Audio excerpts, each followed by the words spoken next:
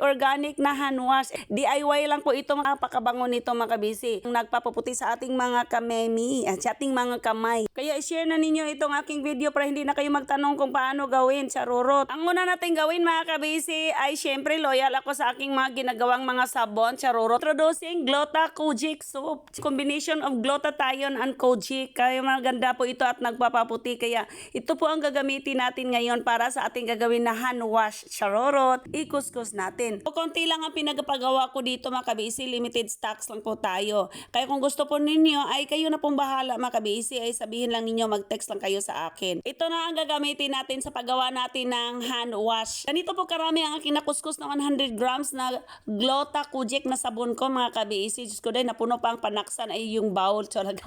Yung bowl, Diyos ko day. Pagkatapos mga kabisi ay lagyan na natin ng baking soda. Tapos dito mga kabisi, maglagay tayo ng 2 kutsara. Pagkatapos mga kabisi ay lagyan natin ng toothpaste. Maganda sana kung white na toothpaste pero wala akong white kaya blue yung nakalagay natin dyan. Mga 1 kutsara at kalahati po ang ilagay natin. Pagkatapos po natin na nailagay yung toothpaste at saka yung baking soda, dito mga kabisi imekos-mekos na natin. Dito ipagalo-halo natin ng maayos mga kabisi tulad ng gumawa tayo ng dough. Nagiging parang ganito na mga kabisi ang ating ginawang sangkap. O, tingnan niyo yan o. Ang susunod natin gawin mga kabisi ay maghanda tayo ng tubig. At ang tubig natin mga kabisi ay lagyan natin ng 2 kutsarang powder na sabon. Yung ginamit ko dito mga kabisi ay surf lang. Diyos ko day, yung murang-mura lang po yung surf na may conditioner. Tapos ay haluin natin ng maigi dito sa tubig. Ang tubig po ay measurement dito. Depende din po sa paglagayan ninyo mga kabisi. Kaya 3/4 po sa tubig na paglagayan ko para naman ay magkasya po yung mga ilagay pa natin na sangkap, charurot. Ito pala ang luma naming lagayan mga kabisi, nakailang lagay na ako dito, charurot.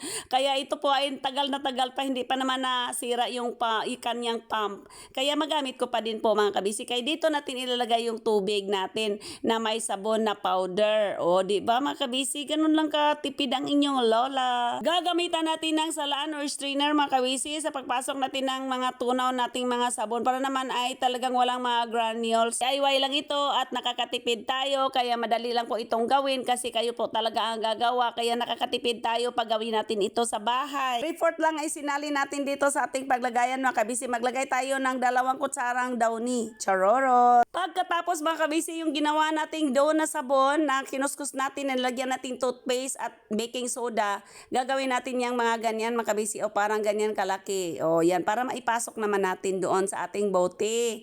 Yan, hindi ko na, doon yun, bakit hindi makikita? Charot, basta ganyan po mga kabisi, gawin po ninyong ganyan. 2 po yung paglagayan ko ng ganyan, kaya po 2 pong bases akong mga ganyan sa isa pang bottle. Kasi may bottle pa ako, kaya hatiin ko yung dough na ginamit ko. Kaya yan po ang gagawin natin mga kabisi. O, diba? Ang galing ni Lola. Dito mga kabisi, gagana pa naman, sinek ko lang, gagana pa naman ang aking pump dito sa aking bote. O, diba? Ang galing ninyong lola. Paano po natin tanggalin ang bubbles dito sa bote natin mga kabisi? O, tingnan nyo yan. O, i-press lang ninyo ng konti yung ating bottle.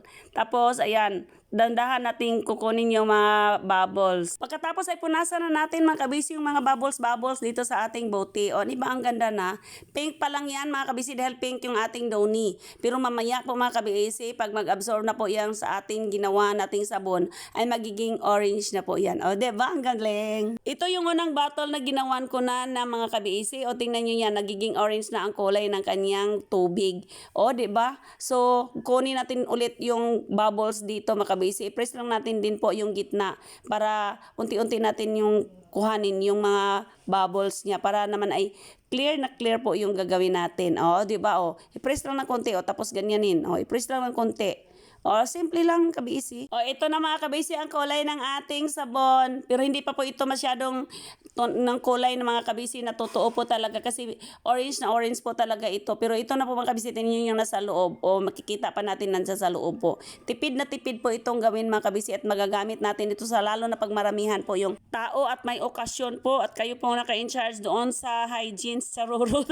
Pero maganda po ito talaga sa bahay din po mga kabisi dahil nag-uumapaw po ang kanyang bango at ang kanyang kalinisan dahil sa mga nilagay nating sangkap.